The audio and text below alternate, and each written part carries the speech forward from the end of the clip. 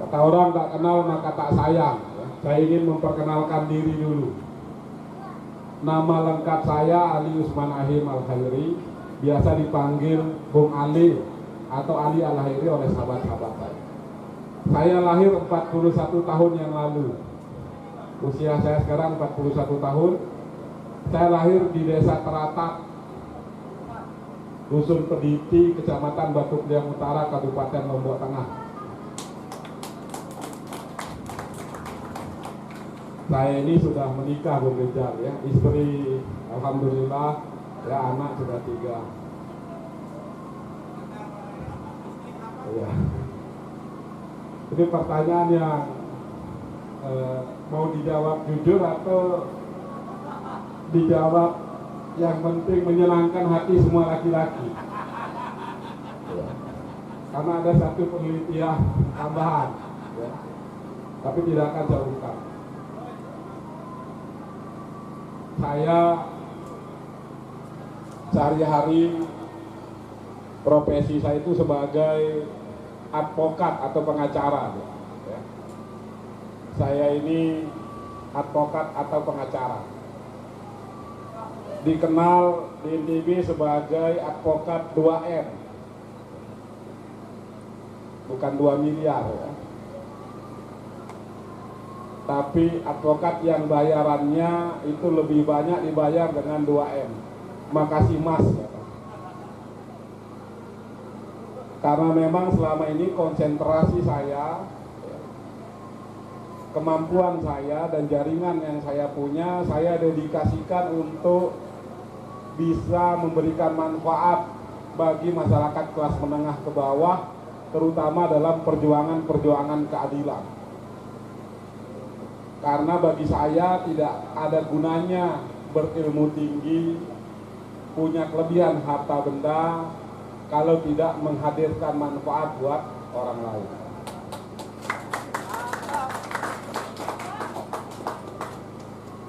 Ada satu semboyan yang dari dulu saya tegaskan di hidup saya, bahwa tidak akan pernah ada yang namanya kemenangan dan kemerdekaan sejati jika yang miskin dibiarkan hidup tanpa keadilan. Saya berkonsentrasi di kantor hukum. Saya punya kantor hukum, 2 kantor hukum, ya. 3 kantor hukum, ya. 1 di Mataram namanya Justa Law Firm, di Praya, ya. Saya punya kantor hukum namanya Ali Al-Khairi and Partner, sama di Pulau Sumbawa 1 namanya APTA, Advokat Pembela Tanah Air, kantor hukum. Jadi di kantor hukum saya ini selain menangani kasus secara profesional, kami juga memberikan bantuan hukum gratis kepada masyarakat miskin yang tidak bisa memperjuangkan keadilan. Saya di Dompu itu pernah bela kelompok Kecimol secara hukum dan gratis. Peristiwanya itu di Calabai. Calabai, seorang seniman Kecimol lagi manggung cari nafkah, kemudian ada pengendara jalan yang mungkin tersinggung, akhirnya menabrak, ya, menabrak seniman Kecimol ini, dan publik pada waktu itu sebagian besar menyalahkan seniman Kecimol. Tapi saya menyampaikan bahwa meskipun seniman Kecimol ini keliru mungkin caranya, tapi Anda tidak boleh menabrak seseorang, karena itu juga ada aturannya yang melarang Anda.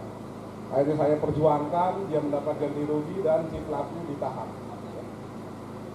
Ini soal perjuangan keadilan. Saya ini dulu penyuka Kecimol ini, Pak Hardi, ya. Saya ini penyuka Kecimol. Dulu rambut saya cat, ya.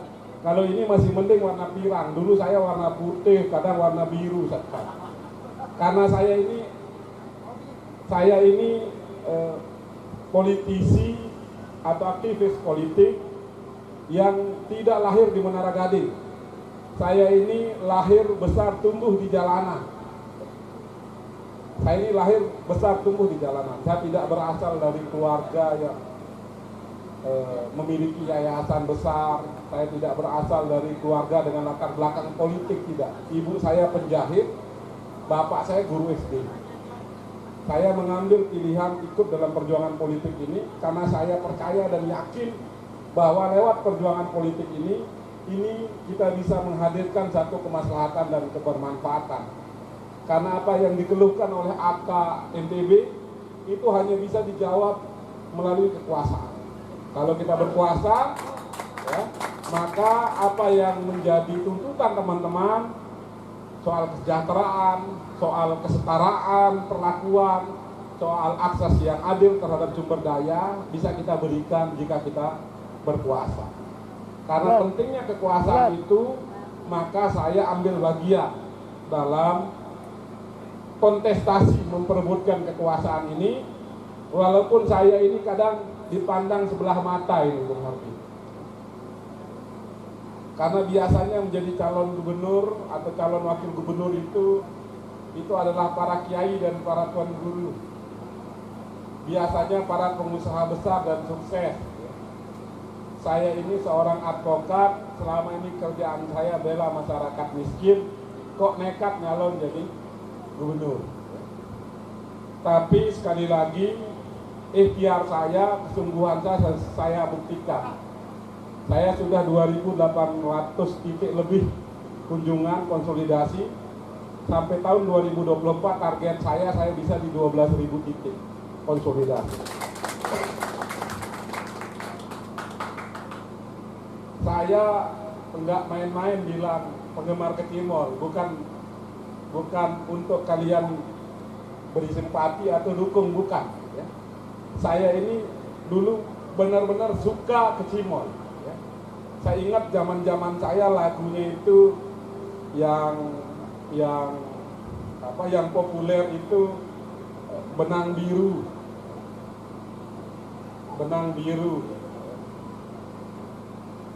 Ya, Maggie Z ya. Kalau aku masih di dalam percintaan, itu lagunya dulu zaman-zaman saya. Ya, saya dulu suka dan beraktivitas, berkegiatan di kegiatan-kegiatan Kecimol.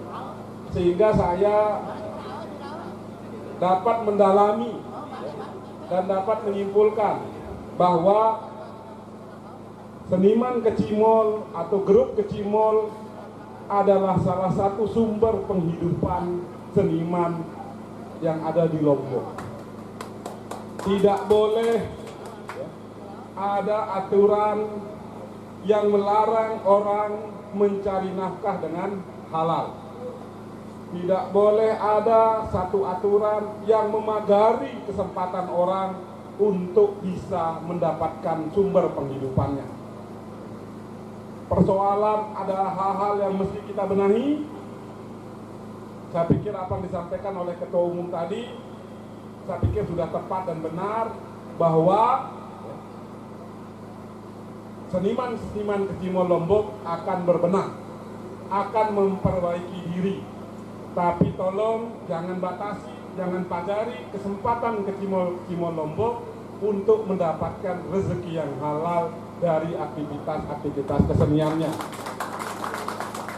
Saya secara pribadi, baik dalam kapasitas saya sebagai Sekjen Partai Gerindra Provinsi Nusa Tenggara Barat dan juga sebagai advokat di kantor hukum yang saya pimpin, di 3 kantor hukum yang saya pimpin, akan memberikan advice, akan memberikan asistensi kepada saudara-saudara saya, pengurus Kecimol, grup-grup Kecimol yang ada di NTB atas persoalan-persoalan hukum, persoalan-persoalan lain yang menghalangi teman-teman dalam mencari nafkah dan beraktivitas untuk kepentingan ekonomi rumah tangga teman-teman semua.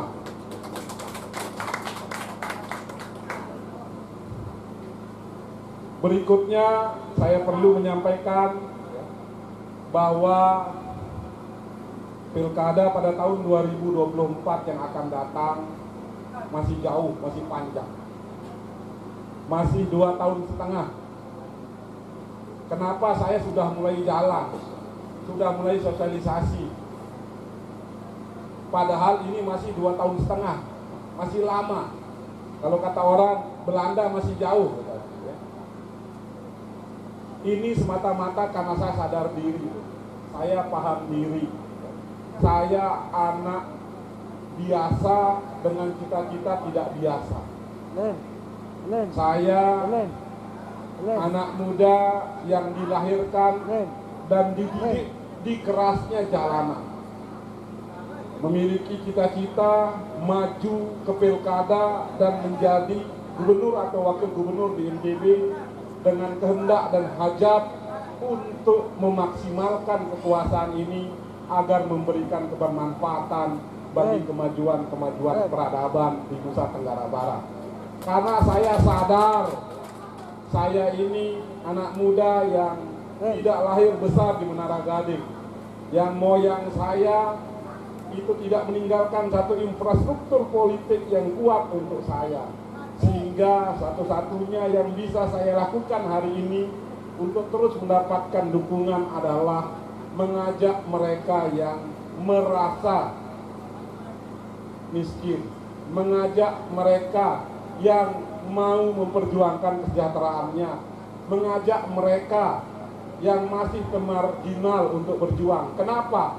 Karena bersama mereka lah selama ini saya berjuang dalam kehidupan saya. Saya selama ini berjuang dalam ikhtiar saya ya, sebelum saya menjadi pimpinan partai itu bersama kaum tani, bersama buruh, bersama nelayan. Saya ini deh, saudara, 16 kali masuk bui, 16 kali masuk sel saya itu. Kok sering sekali masuk sel? Saya ini anak muda yang selama ini dianggap sering menjadi provokator, sering dianggap melawan pemerintah sebelum saya masuk ke partai politik. Saya masuk bui ketika saya membela masyarakat di Trawangan yang tanahnya akan dirampas oleh perusahaan luar. Saya masuk bui ketika meminta ganti rugi bagi petani-petani Tanah Awu saat saya menjadi ketua Serikat Petani. Saya masuk bui ketika menghadang satu perusahaan di Bima, namanya PT Sumber Mineral Nusantara, yang akan menguasai 24.000 hektar tanah petani, merampas 24.000 hektar tanah petani. Saya hadang, saya tutup pelabuhan pada waktu itu. 2 orang sahabat dekat saya meninggal ditembak. Alhamdulillah saya selamat. Saya kemudian ke Jakarta, habis debat dengan Menteri SDM pada waktu itu saya ditangkap, keluar di Tijuan. Keluar dari studio Tijuan saya ditangkap. Saya masuk bui bela petani di Terengwilis. Saya masuk bui waktu bela kasus parkir di Kota Mataram. Saya 16 kali masuk bui. Terakhir kemarin alhamdulillah saya tak masuk bui waktu saya bela 4 ibu rumah tangga yang ditahan ya, sama bayinya karena protes melawan perusahaan tembakau yang selama ini telah mengotori sumber-sumber udara mereka. 4 ibu rumah tangga itu saya bebaskan, saya pimpin tim hukumnya, saya bebaskan di pengadilan. Sekali lagi, tidak ada gunanya kaya, tidak ada gunanya pintar kalau tidak menghadirkan manfaat ya. Karena bersama mereka lah selama ini saya berjuang, maka bersama mereka lah saya saat ini memulai ikhtiar saya berjuang. Saya mengajak para petani, saya mengajak para nelayan, saya mengajak para buruh, saya mengajak para pegawai rendahan, juru parkir. Mari berjuang bersama. Mari berjuang bersama dalam perjuangan politik. Banyak orang yang bilang begini, ndara hubungan kekuasaan niki kance, dinara hubungan politik niki kance kehidupan sehari-hari. Pelinggi yang jadi gubernur, pelinggi yang jadi DPR, pelinggi yang jadi kepala desa, itu tetap kayak urus kecimon, atau itu tetap tak jadi petani. Banyak yang bilang begitu, banyak. Sehingga kadang saya bilang, saya beli kepeng, saya cut 100.000 ya tele. Tapi politik ini punya hubungan langsung sama kehidupan kita sehari-hari. Ya. Apa hubungannya? naik tidaknya biaya pendidikan dan kesehatan, naik tidaknya harga beras, masalah AK, MTB baru bisa diselesaikan. Itu jika kita memiliki kekuasaan-kekuasaan politik. Ada tidaknya lapangan pekerjaan, ada tidaknya pekerjaan yang memberikan upah layak dan pantas, itu ditentukan oleh keputusan-keputusan politik. Naik tidaknya harga minyak, ya. Naik tidaknya harga kebutuhan-kebutuhan perempuan, listrik, sampai softtek, itu ditentukan oleh keputusan-keputusan politik. Apa hubungannya? Yang terakhir saya sampaikan singkat, apa hubungannya perjuangan politik sampai sama kehidupan kita sehari-hari? Apa hubungannya? Saya berikan logika sederhana begini. Ini logika hubungan pajak saja. Sebab akibat dari keberadaan pajak. Pajak itu ada dua, betul. Ada pajak langsung, sama ada pajak tidak langsung. Pajak langsung itu pajak yang bapak-bapak bayarkan langsung. Contoh, sepeda motor, pajak sepeda motor. Kalau beli sepeda motor di sini cash atau kredit rata-rata? Uang muka bayar sendiri kan? Dibantu negara nggak? Cicilan setiap bulan dibantu negara nggak atau bayar sendiri? Tapi meskipun kalian bayar sendiri uang muka cicilan setiap bulan, tapi kalian harus bayar pajaknya setiap tahun. Kalau tidak, ada aturan yang mengikat kalian. Ini pajak langsung. Rumah dibantu nggak oleh negara buatnya? Enggak. Tapi begitu rumah jadi, Anda tempati, Anda harus bayar pajak. Petani yang menggarap sawah, mulai dari pupuk, bibit, mereka bayar sendiri, cari sendiri, langka mereka susah sendiri. Begitu panen harganya anjlok, tapi meskipun begitu, bumi, sawah yang mereka kelola harus mereka bayar pajaknya. Itu pajak langsung. Tapi ada pajak tidak langsung, yang besarannya itu jauh lebih besar dari pajak langsung yang kita bayarkan. Itu namanya pajak pembelian barang dan jasa. Contoh pembelian rokok. Saya ingin contohkan ini rokok saya ini. Ini rokok saya ini Marlboro. Saya sehari sekitar 3 bungkus menghabiskan rokok. Ya. Satu batang rokok saya ini kena cas. Ini ada di sini. Ya, semua rokok ada. Satu batang ini kena cas 1.100 perak. Jadi kalau 20 batang, berarti ini sekitar 21.000 harga pajaknya. Ini yang masuk ke beban harga rokok. Jadi harga dasar rokok ini sekitar 30. Harga dasar rokok ini sekitar 13.000 harganya Marlboro ini. Tapi karena kena pajak, jadi 33.000, 34.000. Ya. Jadi kalau misalnya sehari aja 20.000, ya, satu bungkus 20.000, kalau 3 bungkus sehari berarti 60.000. Kalau kali sebulan itu 1,8 juta. Ya. Kalau kali 1 tahun berapa? Hah? 21 juta 600 kali musim pemilu, 1 kali 5 tahun. Jadi dari rokok saja mentor itu kena pajak saya 108 juta. Ini uang yang kita titipkan, dikumpulkan, ditaruh di kas negara. Ini dari rokok saja. Bensin tinggi kena pajak, beli Pertamax dan Pertalite. Tinggi beli pulsa listrik kena pajak, beli pulsa HP, kuota kena pajak. Semua kena pajak. Nah, uang-uang yang kita kumpulkan dari pajak ini ditaruh di kas negara. Dikelola oleh siapa? Dikelola orang-orang yang kita pilih pada momentum pemilu. Kalau kita pilih maling, uang ini tidak akan kembali kepada pelinggih untuk menjawab masalah-masalah yang pelinggih hadapi. Tidak akan kembali, Pak. Kadang kita makanya nggak merasa penting memilih itu karena kita nggak tahu hubungannya, nggak merasa ada hubungannya. Contoh sekarang, andi nak kepeng pajak niki diliin baik si negara, yang kelola kepeng pajak rokok doang, sekitar 100.000 semusim pemilu selama 5 tahun. Datang calon, taruh arak salah sekek nyalon yang tinggi, datang Jogja, bang, temak pelik, niki kebim saya kat 1.000, lagu tunas kepeng sak 100 baluk juta nika. Yang kelolaan, yang dia madrasah, yang sekolah, yang urusan dorong, percaya enggak? Enggak bakalan percaya pilih-pilih, karena dia langsung.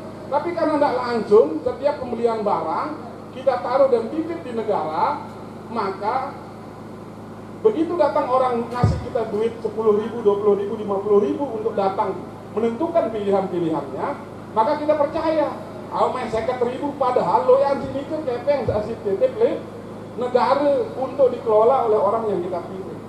Makanya kalau di Gerindra saya paling tegas, betul. Di Gerindra itu tidak boleh ada yang jadi maling, tidak boleh ada yang jadi maling. Sekali lagi tidak boleh ada yang jadi maling. Lamun nara anggota DPR Gerindra bing dengan bantuan hand traktor, bing dengan bantuan modal, lamun terpotong-potong 10.000 berpecat langsung dia. Di nara anggota Gerindra. Karena itu namanya perjuangan politik. Saya ini tidak mau gila ngabisin duit, ngabisin tenaga, waktu. Kalau saya tidak menganggap perjuangan politik itu penting, saya bisa pensiun sebagai anak muda dengan jumlah simpanan yang saya punya. Tapi kenapa saya mau korbankan untuk perjuangan politik? Karena perjuangan politik ke depan harus melahirkan pimpinan-pimpinan yang bisa menjawab dan memberikan jalan keluar bagi tumbuh kembang peradaban dan menjawab persoalan-persoalan yang dihadapi oleh masyarakat miskin. Itu tujuan kekuasaan. Itulah hubungannya antara kekuasaan sama politik. Begitu banyak uang yang kita titip di negara ini, banyak. Itu yang disalurkan melalui kepala desa, DPR, bupati, gubernur.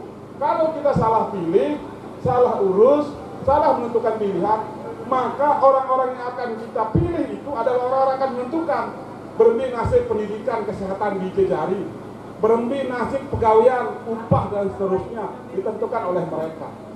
Untuk itulah sekali lagi pada kesempatan ini perkenalkan Dewe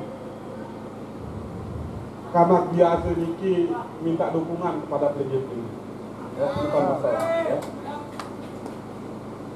Semoga ke depan stok pemimpin dari NTB ini bukan saja mereka yang lahir besar di pondok pesantren, punya yayasan besar, berasal dari kelas politik yang elit, tapi juga bisa lahir dari anak jalanan seperti saya ini yang mengerti dan paham bagaimana kondisi dan penghidupan masyarakat dan punya ikhtiar untuk mendorong perubahan-perubahan itu di kemudian hari.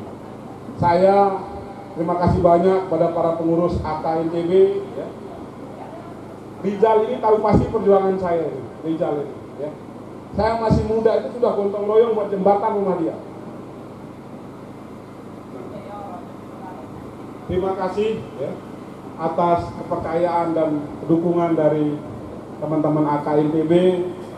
Saya Ali Al-Hairi ya, mempersilahkan teman-teman AKNTB untuk bisa berdiskusi terus dengan saya, apa yang bisa saya dukung, apa yang bisa saya lakukan, ya, apa yang bisa saya ikhtiarkan untuk mendukung kegiatan AKNTB, tumbuh kembang AKNTB di kemudian hari.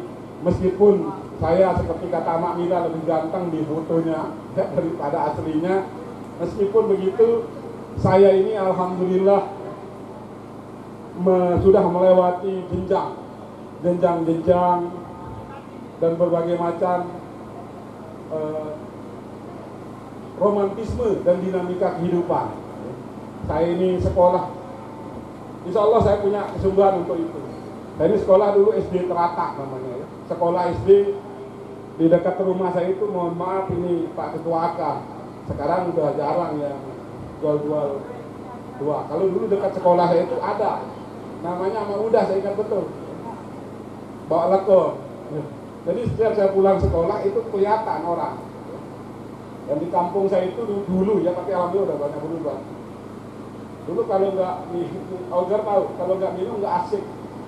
Lalu kita sering tanya, anak muda kok jam segini belum merah matanya? Kalau jam 10 pagi belum merah. Tapi saya, meskipun begitu, saya belajar keras. Saya berusaha sekuat tenaga. Saya tahu keterbatasan orang tua saya terus sekolah. Saya sekolah S1 di UMRAM, kemudian sambil bekerja, saya melanjutkan S2 ke Bali, ngambil jurusan hukum pidana, karena lain di Manara, di Lombok, ini jurusan hukum pidana. Setelah itu saya bekerja di Bank Dunia, program Justice for the Poor, menjadi manager officer, ya, dan manajer program. Setelah itu dia dapat beasiswa ke Belanda, sekolah hukum pidana. Sehingga jika ada masalah-masalah, jika ada hal-hal yang perlu ikut saya tangani yang berkaitan dengan AK, saya punya kapasitas untuk membantu pinggir-pinggir.